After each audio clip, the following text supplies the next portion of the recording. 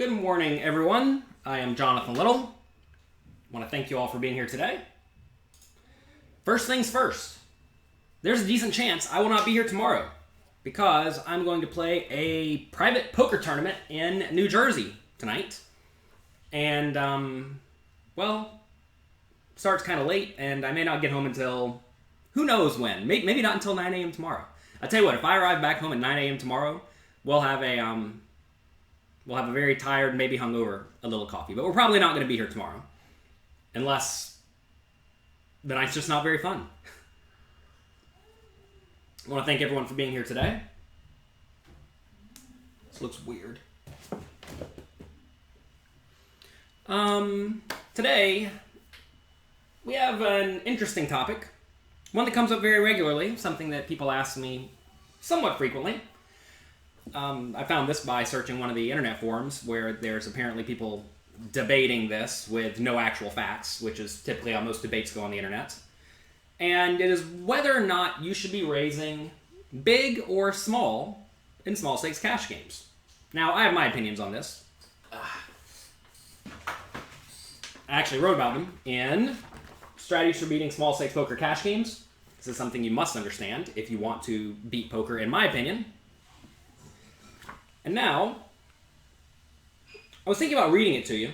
It starts on page 38, Preflop raise sizing.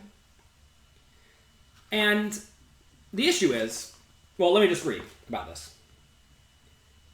If you observe the average 1-2 game, when someone raises, after the action folds around to them, they typically make it between $8 and $15, between 4 and 7.5 big blinds. Okay? When you actually ask these people how they pick the sizing, they reply, because that is how much we raise in our game. That's just what everybody else does. They follow the leader. What's the name of this book? Strategies for Beating Small Stakes Poker Cash Games. They follow the leader. Now, while I'm not going to discuss whether or not I think the raise size is bad or not, it's important to realize that if you are playing small stakes, 1-2, and you're not winning, and you're also playing with players who are presumably also not winning, right? Because they would move up if they were winning. No one wants to be stuck at 1-2 where they're paying lots of rake. Well, they're probably not playing well, right? If they were playing well, they would move up, which implies they are not playing correctly, right? If they're not playing correctly, do you want to model your strategy off of people who are playing incorrectly? I would venture to say no, right? You don't want to copy people who are playing poorly. That is just not smart. For example, if you want to live a healthy, productive life, you probably don't want to copy alcoholics and drug addicts and degenerates, right? Sure, I'm very confident you can come up with some number of people who have succeeded despite, or perhaps with the help of, being an alcoholic or a drug addict or a degenerate gambler or whatever. But the vast majority of people who are alcoholics or drug addicts, etc., are not very productive. So, in poker, most small stakes players are not winners. Or if they are winners, they are minimal winners to the point that they never ever move up and progress. So, rule number 1, don't model yourself after losers. That's not smart. Unless you want to be a loser yourself. Now, I don't think any of you here want to be losers. You all want to be good, successful people, right? So anyway, let's keep reading. In general, as your stack size increases, your preflop raise size should also increase. Someone on this internet forum said that he's a tournament pro who doesn't understand how to play deep stacked. Clearly they are ignorant of the work that I do. Also, it's worth mentioning, in preparation for this book, and since I wrote this book, I played about 200 hours at 1-2, which is not a ton. Not really a ton, like, a month worth of play. And I won about $40 an hour, and I still have won about $40 an hour, which I think is very high and unsustainable, so I'm probably being lucky. That said, I do think I have at least a clue about what I'm talking about. I do not grind 1-2 on a regular basis, but when I do, it seems to go pretty well. Because people make really bad post-flop mistakes. They make bad pre-flop mistakes too, but they make really bad post-flop mistakes. All right, let's keep reading. So in general, as your stack size increases, you typically want to make it bigger because pots grow exponentially, no limit hold'em. I'm not reading exactly, I'm just paraphrasing. As your post-flop skill increases, compared to your opponents, you want to see flops with as little money in the pot as possible. And that's because you have a substantial edge post-flop if you are good. Very often, the maniacs will pay you off poorly. They'll just punt to you whenever you make a good hand. The weak, tight nits will make it very obvious when they have a strong hand, right? And then the weak players who are just like splashing around, they'll often fold if you bet flop, bet turn, and jam river, or bet river large. So the opponents are making very, very clear and obvious mistakes. And when they are going to make these mistakes, especially turn and river mistakes, well, you have to make sure you get to the turn and the river, otherwise they're not going to have the opportunity to make those mistakes. And raising big to like 24 big blinds pre-flop or whatever some people are doing does not make a lot of sense. So, if you're good at post-flop poker, you often want to have a deep stack-to-pot ratio. Alright. You'll find often the best players, especially online, with 100 big blind stacks, are often using at most about a 3.5 big blind raise. I know there was a period in time where the best full ring players on the main sites were using min raises with their whole range. You may ask, well, if they're the best players, why wouldn't they be raising big to try to get more money in the pot pre-flop? But again, they want to take advantage of their post-flop skills. All right. Most importantly, though, small bet sizes will almost always keep your opponents in the pot with a wider range. Now, if you're playing in a game where players will call 7.5 big blind raises with 9-4 offsuit, and they actually will consistently, then you probably want to be making it a bigger size. Maybe a full 7.5 big blind raise with a very strong linear range. You are exploiting an obvious mistake of the opponents. Now, whenever I played, let's make sure I read this right. I said in the book, most decent players will fold hands like ace-9 and king-10 if you make it 5 big blinds, because they realize it's not a good hand. But some bad players will call. But I noticed for sure that as I started making it larger, my opponents started folding more often. So what are they folding? Well, they're folding the junk, right? They're not folding pocket aces. They're folding 9-4 offsuit and maybe king-7 offsuit. When I'm raising ace-king, king-queen, king-jack, I really want them in there with king-7 offsuit, right? So by making it bigger, I was making my opponents play well when I was value betting. So I discussed this very clear exploit to this. You make it big with your total air, and they fold the vast majority of the time. Remember when I wrote this book, something like 9 out of my 10 big pre-flop raises worked, and then the one time it didn't, I got limp jammed, and the guy had jacks, and I folded, obviously.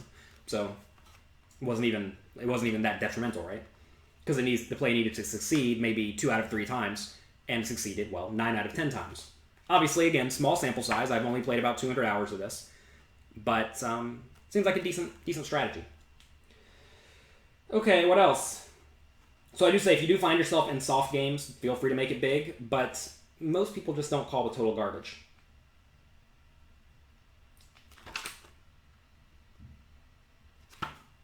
One important thing to understand is that as you do start using a smaller raise size to only 3 big blinds pre-flop, you may be uncomfortable because you're going to start losing more pots because more people are going to call and see the flop. Uncle Eddie, good morning. T. Nelson says, your daughter wanted to see me and said that I am handsome. Thank you. I was a model as a baby. Maybe we can have some baby pictures one day. Actually, if you just look at my son, I looked just like my son. But then I grew up and stayed only okay looking. What a shame. That's okay. Anyway. what a weird topic. Okay. As you use smaller sizings, your opponents will defend with a wider range, which will lead to you losing more pots. However, winning and losing pots is not what we are concerned with. We are concerned with winning equity. All we care about is winning equity. The problem is that it's often difficult to realize how much equity you're winning or losing when you make it 7.5 big blinds compared to 3 big blinds. Because, you're getting less money in as a pre-flop favorite in general, right? I definitely do agree that if you make bigger sizings, you will get more money in as a favorite pre-flop, which is nice. You're extracting equity there. But your post-flop skills do not get to shine, right? Because the pot's already quite big. So it's a give and take scenario. I mean, imagine in your mind, you want to make it 40 big blinds pre-flop so you never get outdrawn. You could do that, but when you get action, you're just going to be beat.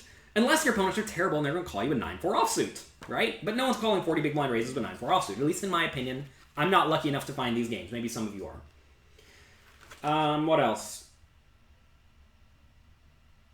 Oh, a lot of people think that when you make it $6 pre-flop or 3 big blinds pre-flop, you're going to get a bunch of callers, you're going to flop poorly with your aces, and then you're going to bet someone's going to raise, and you're going to have to go all in, and then you're going to lose. Understand, like I said, a lot of the very straightforward players, whenever they do re-raise you, they just have a good hand, so you're supposed to make exploitative folds now. They're going to tell you that they beat you.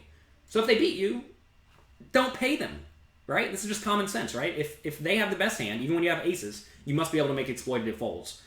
This is something I learned from Bart Hansen at Crush Live Poker a long time ago. Essentially, against straightforward players, you can value bet quite thinly, like top pair, no kicker, and better. And then, if they raise you, you just fold everything besides 2 pair and better. And it's true. All right, let's see. We have a few questions. In your limited experience, it's pretty easy to tell when you're beat. Yeah, that's exactly what I was saying. Let's see. So you had trips. Kevin said he had trips recently and lost the minimum at Bellagio. Yeah, it's a good thing to do. I really do think you're supposed to make very, very big folds against players who are weak, tight, and straightforward. It's just a good play. It's what you're supposed to do.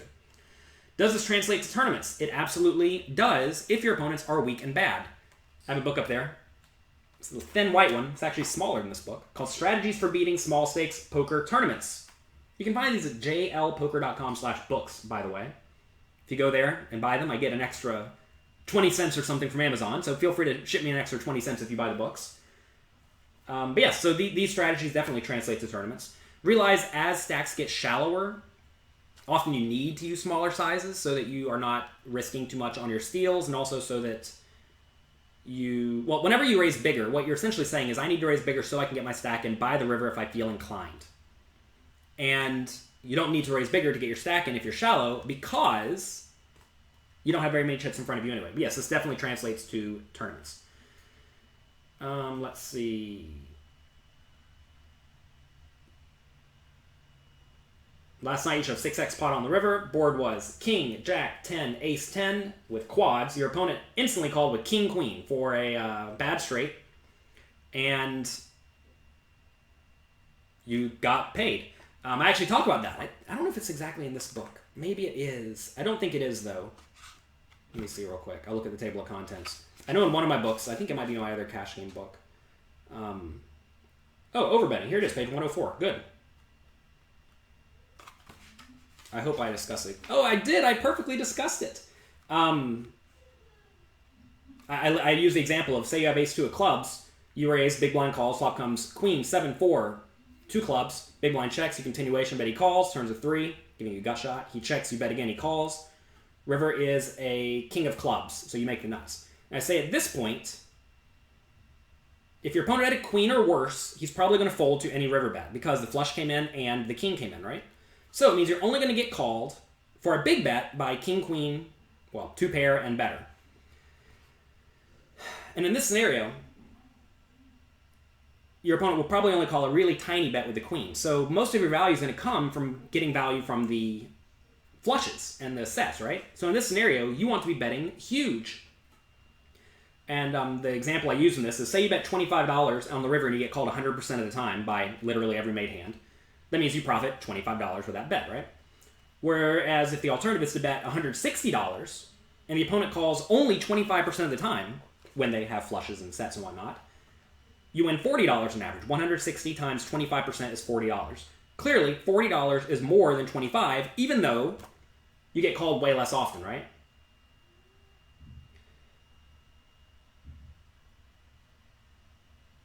You see, Elke's tournament book. I don't think Elke has a tournament book. I think that he wrote it with a bunch of other people. I actually have not read it in a long time. This is almost like my, this section here is my to reread or read pile. And I have not read it in quite a while, but I'm sure the stuff in there is fine and useful. Elke's a good player. All right. Good, we got through all that. Anyway, you can get this book. JonathanLittlePoker.com/books. Check it out. But if D. Monty, I don't know what you're saying. You say, but if her both 400 stacks, I could call it I don't know what you're saying. But if you, I don't know what you're saying, D. Monty.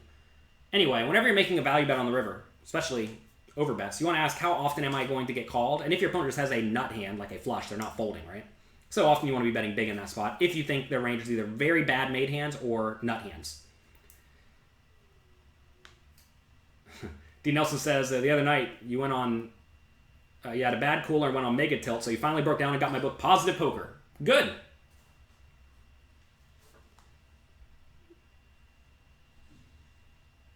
Wisey can never hit a set with a straight and flush draw. I don't know why you're complaining about bad luck. It means you're not playing enough.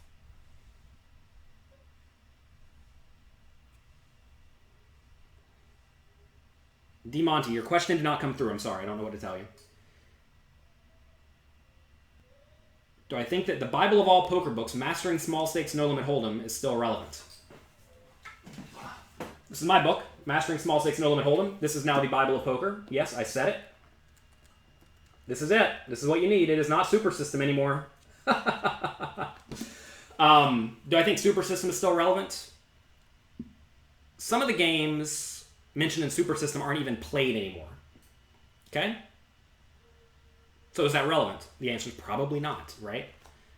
Is it relevant to read? I mean, if you want to, if you have a lot of time on your hands. Would I tell you that is like required reading for poker? No. Like Harrington on Hold'em, is that required reading? No. Unless you want to be a weak, tight knit. You know, if you want to be weak and tight, then sure. I think my Bankroll Bible is required reading. I'm actually probably going to... So the Bankroll Bible, which I put out recently, has been very well received. You can find it at jonathanlittlepoker.com/bankroll. And I'm thinking about making it to a, I don't know, maybe 30 or 40 page book. I'm going to fill it out more, use some math, actually show the math in it, etc., etc. Put it out on Amazon. I think a lot of people would enjoy that. It's on my to-do list. I have a million things on my to-do list. Let's see. Online, you're raising 2.1 from early mid, 2.5 from the button, 3.5 from the small blind. Sure. I would 3 from the small blind. I would say to make it 3.5 or 4 from the small blind. Do I prefer tournaments or cash games? Live or online? I like mixing it up. Variety is the spice of life. If you do the same thing all day, every day, you will be bored. Most likely.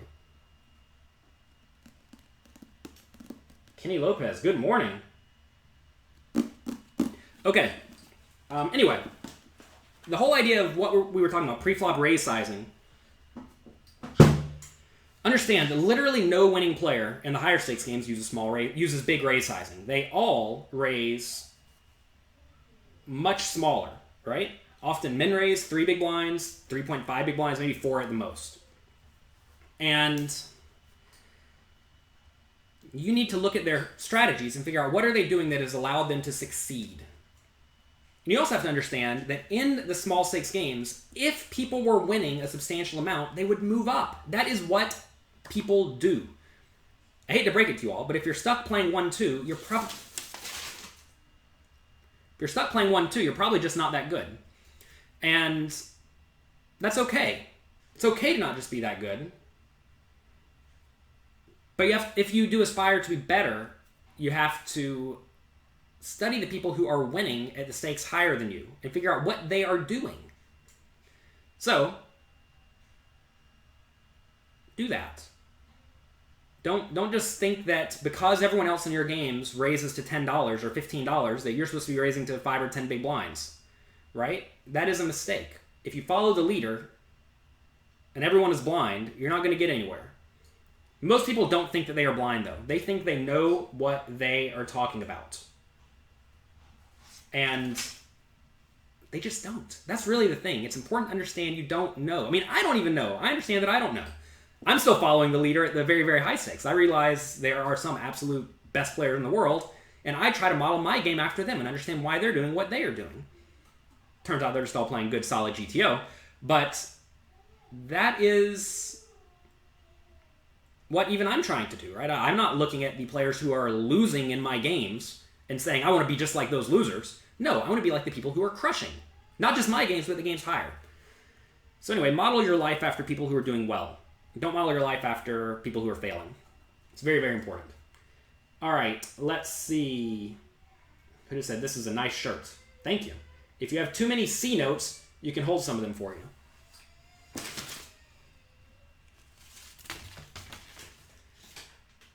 We have to go play poker tonight. We need some money. Let's see.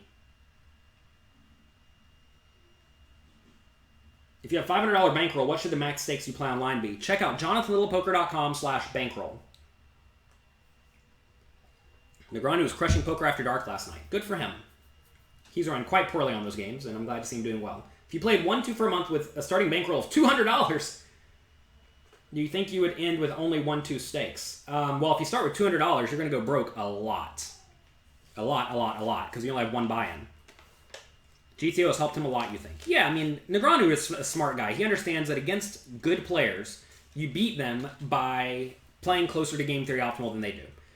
And it's especially nice if they think you have big holes in your game. If you fix those holes and then just start playing GTO, you're going to crush them because they are trying to exploit you. When someone tries to exploit something that is not actually happening, they get demolished by GTO. So, I'm sure that Negreanu is going to crush for quite a while until people realize he actually is starting to figure out the game at a fundamentally sound level. And, of course, he's also very good at exploiting people. So he sort of has the best of both worlds, where he's really good at exploiting bad players, and he's really good at exploiting good players because the good players are screwing up against him. And you'll have great success if you do that. All right, let's see. Do subs get a free copy of one of my books? They do not, but you can get my books for free if you sign up to Amazon at jonathanlittlepoker.com/free, or sorry, to Audible. And also, most of them are available on the Kindle lending platform. So I try to make all my stuff available cheaply/freely. If I was to restart from scratch today, how would I do it? I would, assuming I had no family and nothing to do, I would likely just move to Los Angeles and play at Commerce. It would not be fun. It would not be glamorous, but I would play 1-2 at Commerce, get out of that ASAP, play 2-5, play 5-10, and then go from there. All right. Met my dad a few years ago. Good. Yeah, he's a nice man. Hello, Larry Little, who may or may not be here on Facebook. How do you adjust to opponents who have huge raise sizes? Play Nitty. We talked about this on a little poker, or on a little coffee about a week ago, so make sure you go check that out. Basically, just play really tight. It's like the blinds don't exist. Have you ever worked with Negreanu? I've been on his podcast. He had a full contact poker podcast, and I was on there. He interviewed me. Negreanu likes me. I think he appreciates my ambition and the fact that I try to help people. I have a photo. I'm sure you all can find it somewhere, where he basically is sitting between me and Jason Somerville, and he says, we are the two best young poker ambassadors in the game, and that made me feel very good. Because he had no reason to say that, unless he thought it. You say tournament players love to get all in pre-flop. Should you ever challenge it, knowing that without a pair? Well, clearly, without a pair is irrelevant. You want to look at your equity. If you have ace-king, and your opponent has a bunch of ace-jack in their range, clearly you get it all in, right? Goose says, so you're telling me raising with $26 under the gun at 1-3 with jacks and saying it is the only way to win is appropriate? Yeah, sure, that's what we're saying. Would you call 15 big blind raise with small pocket pairs as stacks for 200 big blinds? No, I would not. Absolutely not, because you may get 3-bet and you may not get paid. What's the best non-poker book? Depends on what you're trying to accomplish in life. I like a book called The Obstacle is the Way. This is a good book, especially if you have obstacles. Most of us do. Most of us get discouraged by obstacles. And it's a good book. It's not such a big book. It's very good. It'll teach you about stoicism and how not to be an idiot. It's very important not to be an idiot. Which one book would I recommend for experienced poker players? Well, beyond my books, clearly read all my books, that would be this book here, Expert Heads Up No Limit Hold'em. This is a hard read. If you can get through this and understand it, you may have what it takes to be a good professional. Not just a marginal professional, a good professional. On Poker Coaching Rewards, what fundamental resources do I recommend? Send me an email letting me know exactly what you're trying to learn, and I will go through the video resources and let you know what I think you should spend your time on. I'm happy to do that for anyone. If you're a member of Poker Coaching and you have your bonuses and you have not claimed them, send me an email, support@pokercoaching.com. Let me know the games you play, etc., etc. I'll go through the videos, send you links so that you know exactly what to get. I'll try to make life easy for you. Does James eat crust on his sandwiches? James does not eat sandwiches. Durr said the Art of War is what he likes. I think the Art of War is good and relevant, but a little bit unreadable. I don't like a lot of the old books. Like, I'm really into Stoicism, but I'm not really into the way they wrote Stoicism. I have a hard time reading things that are not written in anywhere near modern English. And that's probably just me being a dumb American, obviously. But it is what it is. It's unfortunate. It's unfortunate. I wish I had more patience and diligence when it came to reading, but I really don't. And I have not had to learn it yet. So luckily there are people out there who consolidate the information for me. And the obstacle is the way. How many books do I have? Oh, I don't know. However many is here times 5. That's probably about that many. How many books have I written? 14. Alright. Isn't it worth raising larger if people are calling stations? Since a heads-up pot is so valuable. And it gives you more ways to win the pot. I don't think it gives you more ways to win the pot. That's what a lot of people don't get. Also, you make equity when more people have the opportunity to screw up. If you get heads up, only one player can screw up. Now, of course, sure, if you can make it $15, one completely bad player calls, and you get to play in position on a regular basis, yeah, that's probably good. But that is the dream scenario that doesn't happen very often. And you have to have someone who's really, really, really bad, which also doesn't happen very often. Like I said, most people fold the 9-4 offsuits pre-flop. They just do. Can you get a deal on my books? I actually don't deal with the selling of my books. That would be a huge pain, and I do not have the time and resources to do that. So no. The Googer says, thank you for sharing your knowledge. Well, thank you very much. I appreciate you being here. What is the most bearable game at the casino? I mean, bearable. I don't know what that even means. I suppose sports betting is the most bearable. You just sit and watch sports. Would I play at the Orleans in Vegas or at Aria? I would definitely play at Aria. Whenever you are choosing your poker room, you want to play at a place where either the locals are awful or there are a lot of tourists. And at Aria, Bellagio, Venetian, Caesars, MGM, I would actually play at MGM if I was to go to Vegas. At those places, it's just a lot of decently well-off people who are just looking to gamble. So if I had no money and I had to play in Vegas, I would definitely play at MGM. I would also look around and try to find other places to see if any places are better. Like maybe Bally's is better. That could definitely be the case. But if I had to just guess off the top of my head, I would pick MGM. Because it is not known to be a poker capital by any means. And also, because of that, a lot of pros will not go there. So it's going to be a lot of just people playing 1-2.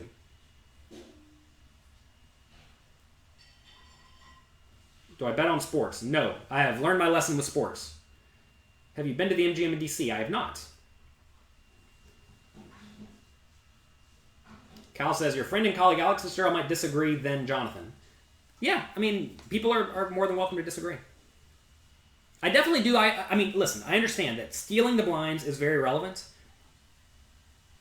The issue is that I don't think most people realize how bad most 1-2 players are after the flop. They're bad before the flop too, but they're like exponentially worse after the flop. There are some people who literally only bet top pair and better and fold everything else if you bet. There are some people who literally continuation bet 100% of the time, every time, right? They're making egregious flaws and mistakes on the flop. They have egregious flaws and make big mistakes on the flop. And then the turn is even worse. And the river is even worse. And if you never get to the turn in the river because the pot was already over, or because you're essentially all in anyway because you raised so much, you don't get to have your opponents make those big mistakes. Now, you may say they make bigger mistakes because the pot is bigger. Yes, but they have fewer opportunities. Which book sold the most copies? Excelling at No Limit Hold'em. Here it is. This one probably sold the most copies because I worked with other people. It's very important to be able to work with other people. A lot of people think that they can just do their own thing and be successful. And maybe they can, right? There's nothing wrong with thinking that. But I have learned that collaborating is often better. My friend and colleague, by the way, where is he? Alex Fitzgerald. There he is. Actually just edited his book. He has a new book coming out discussing how to beat the bad players. And it's good. Robocop says, why am I ignoring my question? I typed it in 1 minute ago, and you've been talking nonstop. Your question is one a €7 rake, €100 buy-in beatable? It's beatable if your opponents are terrible. Otherwise, it's not. Listen, any rake is beatable if your opponents are awful. It's up to you to decide how awful they are. So Calhoun says that whenever your head's up, you get the c-bet through more often. Again, yes, you have more fold equity. Yes, I get it. But if you just play a strong linear range, you get value bets in that get called by worse hands. Also, I'm not so convinced that the generic 1-2 player likes to fold. Just starting the grind. How much time to study versus play? Figure out what works for you. Study as much as you possibly can. One of my friends, Michael Acevedo, is writing a book called Modern Poker Theory. It's going to be a very, very big, good game theory book. I have read and edited most of it so far. And he has spent the last multiple years just studying. Not really playing. Because he loves studying. He doesn't really love playing. He loves studying. And he decided, I'm going to hop in the WCOOP events this summer, or this series. And he ended up taking a 2nd and a 6th for a pile of money. And he has videos online where he just plays GTO for a session and wins a tournament every time. It's insane. Why did I even get on that? Oh, anyway, he likes to study, right? He spent all of his time studying. Now, a lot of people have a hard time implementing what they study if they don't actually practice. But I think once you have played a lot of poker, it's not so hard to say, okay, I'm just going to start, let's say, check raising in this spot more often, and you just do it. Monty says, excelling is a great listen on Audible. I read this whole thing. This is not a small book. There's not a whole lot of pictures. It took me... Oh, what's this? It took me quite a while to read it. 40 hours. Funny enough, I just found this. You all may not know what this is. This is an amicus brief for the Supreme Court of the United States of America. I was in this amicus brief where we were essentially trying to get the Supreme Court to understand that poker is a skill game. And they have not figured that out yet. I was part of this brief with... Who was in this? This was with Mike Sexton, Greg Raymer, Vanessa Selps, and myself. And it was written by my student and friend, Ken Adams. And this was presented to the Supreme Court justices. In theory, they have read what I have been part of, and that's kind of neat. I need to not lose this. Don't know how it got stuck in my book. What is my IQ? I don't know. They claimed I was in the gifted class when I was a kid, but I tested again later. It's like 118 or something, so maybe I was smarter when I was a kid. I think you had to be like 120 or higher to get in the gifted class. You've been having a lot of great luck checking on paired boards, then raising, and then leading the turn. Does it work at higher levels? Probably not, because most people play better. But give it a try. How did my meeting go with the business owners? It was actually great. It was worth my time. I learned a few things to do. I'm going to be taking my partners. I have 2 business partners. I'm going to be taking them on a retreat because we really don't have a lot of FaceTime.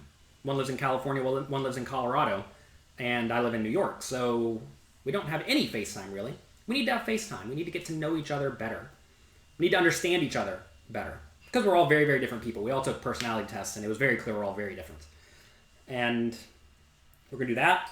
Also, we have to make sure we have a roadmap of things we are moving forward with in the future, whereas it's more like at the moment we just, all right, what are we doing next? Let's do something. We do it. We just have a long list of things to do. We need to have a better roadmap. We need to have incentives and penalties in place if there are failures. So anyway, we're going to be talking about that today with my partners. All right, what's a good 4-bet sizing? Whatever makes the most sense. What are you trying to accomplish? It sounds like you've not read any of my books, Robocop. I'm not just going to sit here and read my books to you. Hello from Vietnam, says Wen. Welcome. Do you think that nowadays poker is tougher than before? Absolutely. All games get tougher as time moves forward. You think what do you think of bounty tournaments? They're bad for good players unless it's the progressive bounties, in which case that's good for good players. Because if it's a regular bounty, like $100 plus $20 bounty, the bounties get cashed out along the way, so there's less money for first place, right? So you got to study it. I'm not going to sit here and write a book on bounty tournaments right now. But anyway, I mean, they're a thing. Figure out how to adjust. I know Rob Tenyon at max-value.com has a bounty calculator that will tell you what the bounty is worth in terms of chips.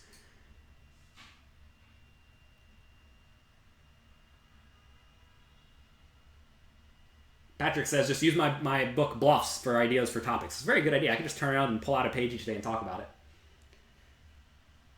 What are some decent study sources for 5 no limit Zoom? Watch training videos online. I mean, look, this stuff is not rocket science. How do I get good at something? Well, study. Find people who are good and winning and follow them. Top 3 books for beating 1-2 and 2-5. Mastering Small Stakes No Limit Hold'em. Where did it go? I already told you guys this. Come on. Oh, that's the wrong one. Here it is. Mastering Small Stakes No Limit Hold'em. If you play Small Stakes No Limit Hold'em, please just read this. What's the event tonight? It's private. I cannot tell you. They legalize sports betting but won't let you play poker. Well, sports betting is a skill game and poker is not. Take them to AC for the treat. So the question is, I'm actually going to ask them where they want to go. I don't really care where we go. My first initial thought was Vegas because they're in Colorado and LA, so Vegas is close to that. And they both do play poker. One of them was actually one of my students. And he started just making programs for me out of the blue because he liked me. And I realized, oh my God, this guy's great. So then we brought him in as part of the team. So one of my students, it's now one of my business partners. And he does great work. Because he loves it. He loves poker. He's passionate about it. He's passionate about helping people. It's exactly what you want in life.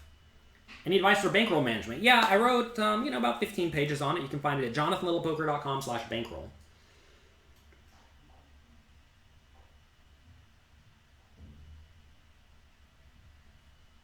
All right, there's a lot of people who play very small stakes, so you can play $10 no limit with no rake. Would I bother with this, or just focus on building a roll and moving up? It depends on what your goals are. What are you trying to accomplish, right? Very often, the answer to your question is, does this fit with my goals and priorities? And if your goals are to hang out with your neighbor friends and try to play poker for fun, then sure. But if your goals are to win money, and you can win money playing 1-2 or 2-5 at the casino, it doesn't make sense. I actually used to have this same dilemma. Whenever I was playing $500 sit and goes online, there was also a local 1-2 game that a few of my Magic the Gathering friends like to go to, and they were terrible at poker. And so I would go there like once every week with them and play for 4 or 5 hours. Then I eventually realized I'm making like $20 an hour here, whereas if I just sat at home and grinded, I'd make like $300 an hour. What am I doing? So I stopped going to that game because I cared more about making money than having a social life. Who plays... Oh, wait. Who are better poker players? Who play only cash games or who play only tournaments? Well, that's a silly question, Hooded. Try to figure out why. There are a lot of reasons that's a silly question. You're going to Vegas in January. What is the softest 1-2 and 1-3 game? I can't tell you that definitively because I don't play 1-2 and 1-3. But I imagine MGM is probably great for the reasons I mentioned. Which are basically no pros, lots of well-to-do people. So the reason that's a bad question, who plays better, tournament players or cash game players, is that cash game players are very good at figuring out how to do one thing very well. This is a blanket statement. I know that there are very clear exceptions. They're very good at studying. And if they study 100 big blind poker, which is the most common stack size, they will crush you. And I would say in general, cash game players are probably better at learning poker than tournament players. I would say tournament players are often better at figuring out what to do in various situations, especially if they haven't encountered them before. Because in tournaments, you have to play all the stack sizes, and you have to play them at least somewhat well. And I think that if you look at a lot of the tournament players, they are really good at figuring out roughly the right play. Not the right play definitively every single time, but roughly the right play most of the time. They don't make too many blunders. Whereas cash game players may make blunders if they have not studied a specific spot. That's sort of my opinion on it. But they require different skills. It's like saying, which players are better, PLO pros or no limit hold'em pros? I don't know. Which players are better, 7-card stud players or no limit hold'em sit and go players? I don't know. Doesn't really matter. It's not a good question. A lot of questions are not good, okay? Now listen. Hooded, I know you ask lots of good questions. You're here all the time, and I appreciate that. But always, this is like an important way to go about thinking. You always want to ask, what does my question accomplish? What am I, and also, does this question actually answer anything if I get an answer? And I don't think that question does either. All right. Ryan says some players are better than others at certain formats. Yeah, sure. Can you play online poker without a heads-up display? You certainly can. Should you? Probably not. Unless everyone's not. What do you think it's most important? Mastering body language and micro-expressions or mastering the math? Definitely the math. Definitely the math. Poker is a math game. Poker's a math game as you get to the higher stakes. At the small stakes, people give off obvious tells and clearly you can read them. I actually have a bit of a rule in my head where I don't back any 21-year-olds. So I do a decent amount of backing. And I'm not backing a 21-year-old, that's for sure. Because they often have not mastered their physical mannerisms. Like, they'll be visibly excited when they have a good hand. Because they're used to playing online, right? And I shy away from backing young people. Even though they can be very, very good and good online players. And there are exceptions to the rule, of course. But it's one of the few little rules. Can I show you the Obstacle is the Way book one more time? Here it is. The Obstacle is the Way. Athenian. Hello, Athenian. Welcome. It says Kansas City is right in the middle. You'll be happy to know, Athenian, that I do not care what is in the middle. I want to do whatever makes my partner's life easy and the best. And also, this is an important concept that I try to live my life by. If I can sacrifice X amount of my time to make other people's time better, especially if it's being multiplied by many people, I'm more than happy to do that. So, for example, is waking up and doing this morning show beneficial and good? Well, it certainly is a burden on my life, because this used to be my gym time. And I still haven't figured out a way to get gym time worked in. But I'm happy to do this because I know 1,000 of you are out there watching this, right? And I'm happy to give up an hour of my life each day if it benefits the lives of 1,000 people. When I have two business partners who I love, I am more than happy to fly anywhere in the world for them if it makes their life easier. I realize one of my partners has kids, right? Maybe he needs to get back home quickly. I understand a lot of people just don't like flying that much, right? It's not like a big burden to me. So if it's not actually a burden to me, but it helps out people a lot, I'm happy to do it. Go to the gym before the live telecast. The problem is James does not have anyone to watch him until 8 o'clock. So that means I'd have to get into the gym at exactly 8. And usually I have to sit down, take a shower, get the stream set up, and all that takes 15 or 20 minutes. So then I go to the gym for what, 20 minutes? Doesn't make a lot of sense. Do you ever fold kings, preflop, and cash games? I have a article on that. Look up Jonathan Little fold kings preflop or something like that.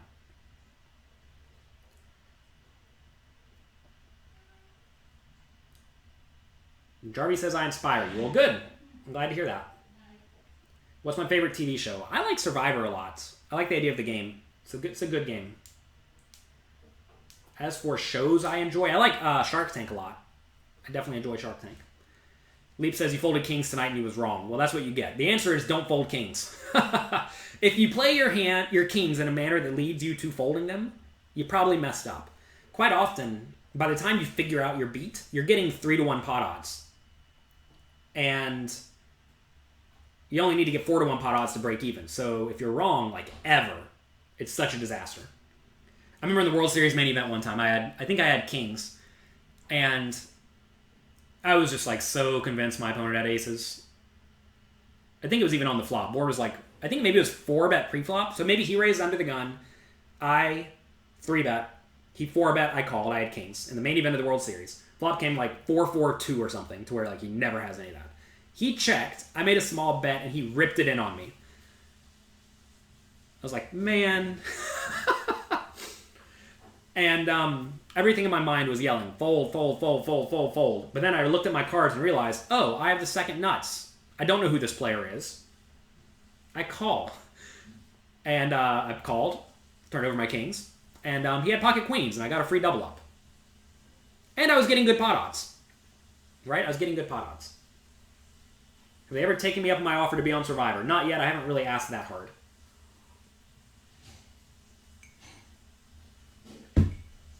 Weed says, I have the real Kevin Smith in my YouTube chat. I guess I do. Hello, real Kevin Smith.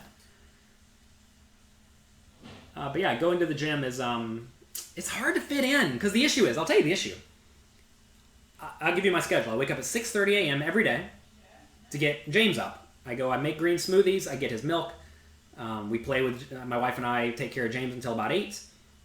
Either my father-in-law or our nanny Steffi comes to watch James at 8. Fine. I have from 8 to 9 to get ready for the stream, which often means checking emails, getting the stream set up. It is a bit of a hassle. I don't have a good setup at the moment. And then I do the stream until 9:45, like right now. Then, very often, I have some sort of a business call or something like that with someone. Quite often at 10 o'clock. Today, I have a business call at 10 o'clock. So, can't do it at 10 o'clock. Next, I could do it at 11. I could do it at 11, but at that point, I've already burned half of the day. I need to get to work. So, really, the question is, what am I willing to sacrifice to get in the gym? And the answer must be work time, because I like want to work from solid 11 till I'm done. But at the same time, I'm in okay shape. I'm currently not eating a ton, not drinking a ton, so I'm okay with it. It's very important to prioritize what you have going on. It's not like I'm overweight or anything at the moment. I have a blog post, how I lost 40 pounds and got in the best shape of my life. Check it out. So, everyone's saying this is excuses. It's not excuses, it's prioritizing. For example, I want to play Magic the Gathering all day, every day. I would. If I had nothing to do, I would sit there and play 10 hours a day, all day, every day. But you know how much I play? 0. I played 0 Magic the Gathering in the last 3 months. Why? Because it's not a priority. Do squats while I talk to you all. That's actually not a bad idea. What math do you need to master poker?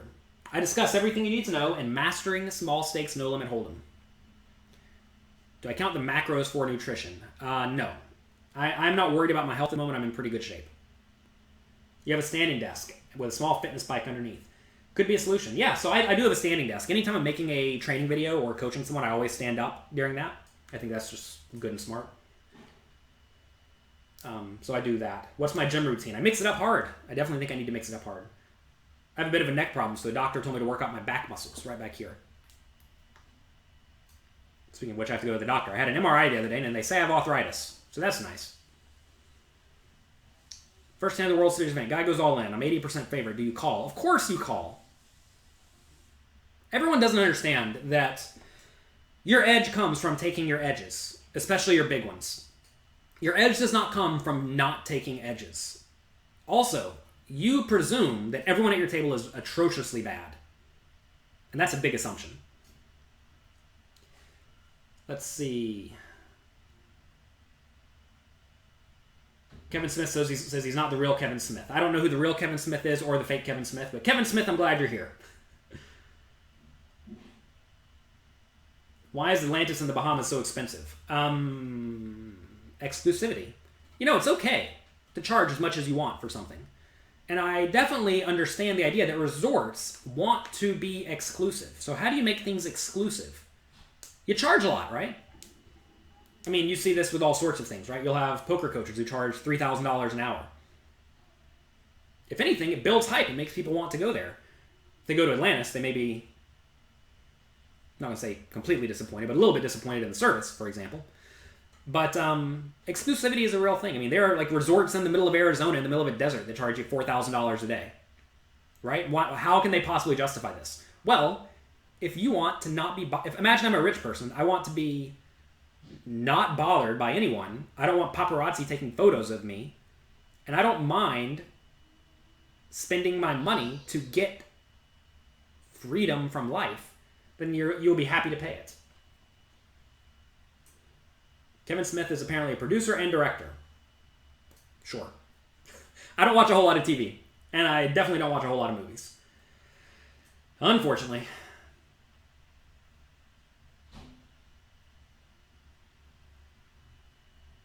All right. I think I need to get going. I have a call in 10 minutes. Uncle Eddie, have a great day. Everyone else, have a great day. Thank you all for being here. I appreciate it. H-S-O-E. So, how do I say your name, So? Tell me tomorrow. Says, I'm the real Jonathan Little is here. I am real. I am a real human. Not a robot. Oh, by the way, I may not be here tomorrow. So don't be disappointed if I'm not here tomorrow, because I'm going to play this tournament in New Jersey tonight, and I don't know when I'm going to get home. And if I get home at like 4 a.m., I may just sleep a little late. And I have a poker coaching webinar tomorrow at 3 o'clock, so I have to make sure I'm actually with it for that. So that's that. If you're not a member to Poker Coaching, by the way, go there, sign up completely for free, do the homework. You have a full day to do it. There is no excuse. And then get on the webinar tomorrow with me. We'll go through your homework answer. It's actually, I think it's an interesting question where we're discussing how to play versus weak, tight players. We raise button, they call big blind, and then I think they check raise us on the flop. What are we defending with? And then how do you play the turn and how do you play the river? So it's a fun spot. So check that out. And also, if you enjoy this, click subscribe, click like, wherever you can like or subscribe to this. Share it with your friends, please. That is by far the most beneficial thing you can do for me. If you all stop watching, well, I guess I'll just keep talking to myself, but don't tell anyone that. Instead, just share it with your friends and keep growing this. I would definitely appreciate that. Have a good day. Enjoy yourself. Be nice to someone. And I'll talk to you later.